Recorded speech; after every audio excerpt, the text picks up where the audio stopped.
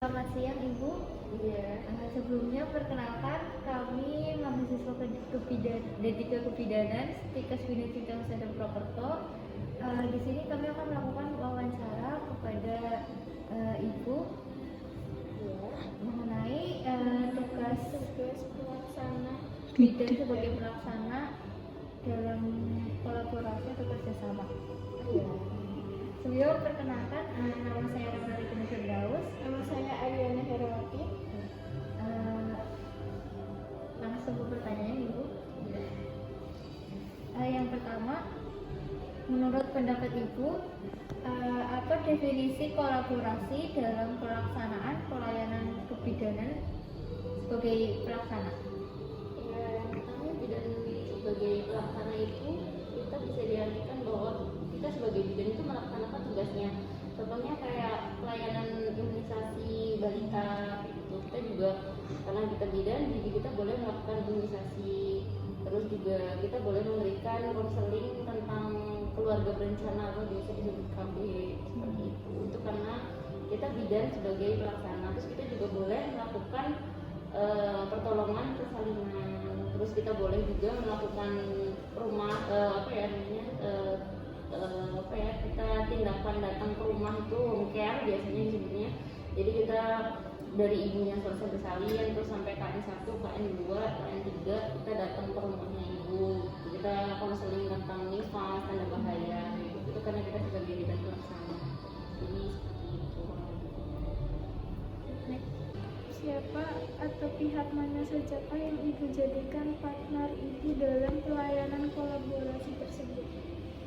Pelayanan kolaborasi sih kalau dari bidan sendiri biasanya bisa pakai dokter SPOB, terus dokter umum juga, bisa juga ada perawat juga. Soalnya kalau misalnya kita sekarang kan eranya modern ya, jadi kalau misalnya membuka klinik kan sekarang standarnya harus ada dokter SPOB-nya juga. Jadi kita sebisa mungkin harus kolaborasi bersama mereka gitu biar boleh izinnya juga kan. Jadi kalau perawat misalnya ada perawatnya di di klinik mandiri itu kan biasanya nggak cuma bidan aja, walaupun memang penanganannya itu tetap rumah bersalin ya, klinik bersalin gitu, tapi kan tetap harus ada perawatnya, tetap ada farmasinya yang ngasih obatnya gitu, tetap ada dokter umumnya, dokter SPOB-nya kalau bisa seperti itu. Kemudian bagaimana Ibu melaksanakan tugas kolaborasi tersebut?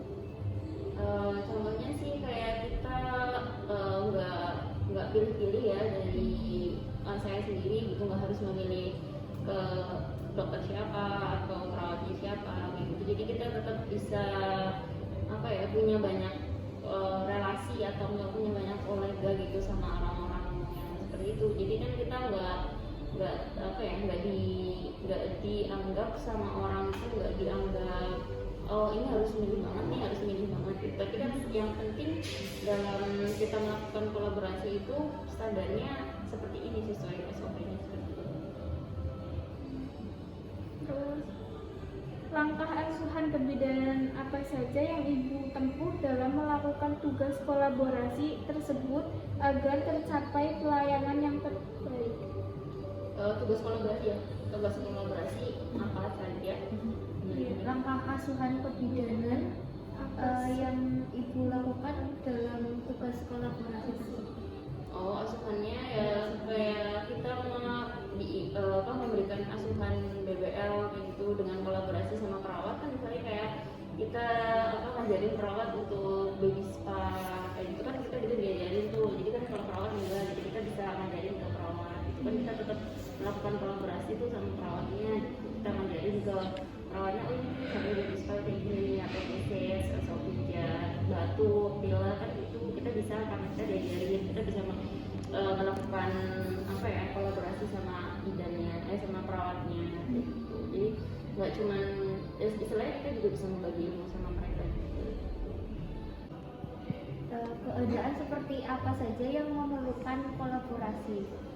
Contohnya itu yang kalau misalnya kayak itu ya, persalinan gitu ya. Kalau persalinan dari kehamilan, kalau kehamilannya itu patologis, kita pasti jelas langsung melakukan rujukan. Jadi kita harus kolaborasi sama dokter SPOB karena SOP-nya bidan itu kan tidak boleh melakukan penanganan kehamilan sampai persalinan patologis. Yang bidan boleh itu kan menanganinya semuanya normal.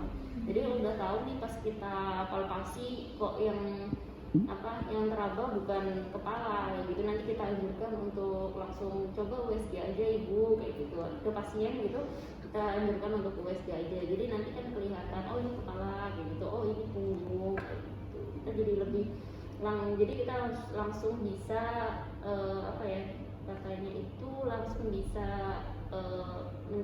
mencari suatu masalah dan kita bisa menemukan kayak jawabannya gitu, menemukan solusinya untuk pasiennya. Jadi pasiennya juga nggak bingung kan, misalnya yang udah tahu oh ini bukan kepala terus harusnya gimana berbeda gitu kan. Nanti mungkin ada kan kalau pasien kan tidak semuanya punya wawasan yang wawasan yang banyak tentang persalinan sampai dari kehamilan sampai persalinan gitu. Apakah dalam memberikan pertolongan pertama pada kegawatan ibu memerlukan kolaborasi? Gawat daruratan. Iya. Ya bisa, mungkin misalnya contohnya apa? Misalnya kan kita namanya bersalin itu makanya tidak boleh dilakukan oleh satu bidan. Karena misalnya terjadi kegawat daruratan pada kita menolong, itu udah ada bidan yang standby. Makanya bidan itu biasanya kalau menolong persalinan minimal bidannya 2. Jadi misalnya kita pas udah selesai persalinan, terus tiba-tiba pasien yang pendarahan, kita ada satu lagi bidannya. Jadi misalnya kita sedang penanganan pendarahan, bidan yang satu bisa melakukan rujukan, menyiapkan untuk rujukan, ya telepon rumah sakit, pasang infus dan sebagainya. Terus kalaupun itu gawat, ada bidan satu lagi yang membantu. Jadi kan sebisa mungkin kan kita tidak menyia-nyiakan nyawa ibu dan anaknya. Jadi kalau bisa, makanya kenapa bidan harus melakukan kolaborasi itu karena sebisa mungkin kita kan menurunkan angka kematian ibu dan bayi seperti itu. Jadi kalau bisa juga dalam DPM gitu, itu tidak hanya satu bidan aja, bisa 2 atau 3 gitu. Jadi misalnya ya mungkin sih semuanya kita berdoanya normal-normal ya, cuman kan seandainya terjadi kegawat darurat atau misalnya pendarahan, postpartum atau pas lagi ngedengnya terus plasentanya nggak keluar, habis keluar terus malah perdarahan kan, atau robekan atau ruptur kan, makanya kita harus langsung ada bidan yang satu untuk standby. Jadinya bisa langsung ada pasang infus kan jelas sih. Kalau udah darahnya sor-soran gitu kan ibunya pasti jelas nggak mungkin kelihatan kosmetis kan, pasti udah mungkin area matanya ini bawahnya pucat kan, terus mukanya juga udah kelihatan lebih lemah. Jadi ada yang bidan satunya pasang infus, ngasih oksigen kayak gitu. Adakah kesulitan dalam menjalankan tugas kolaborasi?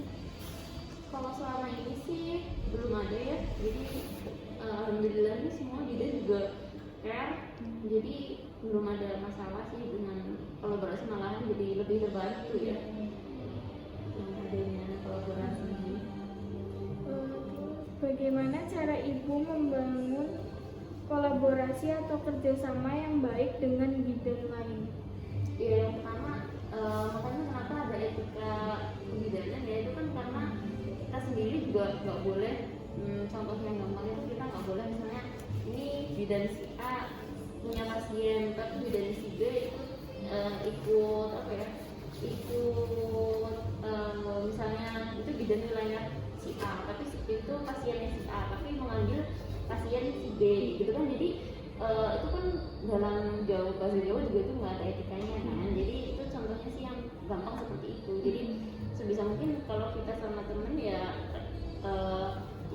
kan dalam etika kebidanan itu kan sudah banyak tuh apa aja yang harusnya nggak boleh dilanggar, apa aja dalam tindakan pun juga ada. Misalnya nanti kita harusnya kayak gini tapi padahal kayak misalnya kita melakukan tindakan misalnya itu kan nggak boleh ya didorong itu kan karena bisa menyebabkan ruptur ya, ruptur bayinya.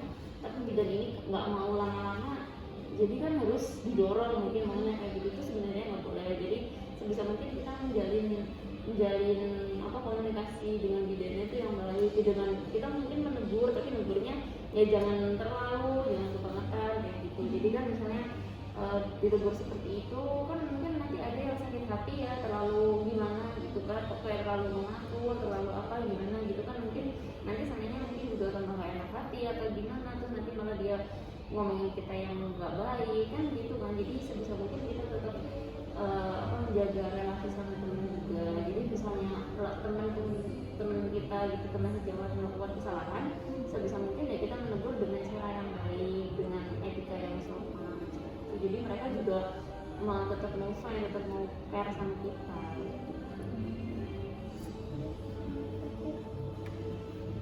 Bagaimana mengenai tanggung jawab terhadap klien apabila tindakan kolaborasi ini dilakukan? Apakah ditanggung bersama atau tidak? Kalau kenapa? Kalau misalkan mungkin ada kegawat daruratan atau terjadi sesuatu, itu biasanya ditanggung bersama atau tidak? Iya, jadi misalnya kita lagi dalam satu shift ya, satu jaga gitu, terus misalnya ada kegawat daruratan dan harus merujuk, itu kita harus tetap tim ya, jadi tetap yang satu mungkin masang infus, yang satu harus tetap penanganan, yang satu harus tetap konfirmasi sama supir ambulannya, konfirmasi sama rumah sakitnya. Dan kan ya kalau kita mau merujuk itu nggak langsung datang ke rumah sakitnya kan enggak, jadi kita telepon dulu, dan telepon pun dari pihak rumah sakitnya mungkin kalau sudah mengiyakan baru boleh kita merujuk ke sana, kalau enggak kan kita belum boleh merujuk dan cari rumah sakit yang lain gitu. Jadi tindakannya tetap harus bareng-bareng sama yang lain, harus tetap kolaborasi dengan yang lain. Iya, nggak bisa kita jalan sendiri juga. Nanti merujuk pun kita nggak bisa sendirian, kita harus sama temennya. Kalau misalkan ada seperti klien yang misalkan meninggal atau bayinya meninggal, itu juga ditanggung bersama. Kalau kayak gitu kan nanti itu ya, kita biasanya di sidang ya, jadi penanganannya sudah sesuai SOP atau belum waktu kita menangani itu, kita tetap nanti satu tim itu dipanggil pasti gitu sama bidan koordinatornya. Jadi nanti dijelaskan kemarin kronologinya seperti apa kayak gitu, terus nanti misalnya oh ini tinggal nyalain SOP berarti udah bener kayak gitu, paling kita paling cuma dapat teguran. Tapi kalau misalnya pada saat kita menangani pasien pun berdua, ini bertiga gitu, tapi salah satunya itu tidak sesuai SOP, ya hanya yang itu aja, hanya salah satunya aja yang paling kena sanksi, yang dua paling cuma sanksi teguran, mungkin yang satu ada sanksi pencopotan SPB ya. Jadi seperti itu kurang lebih.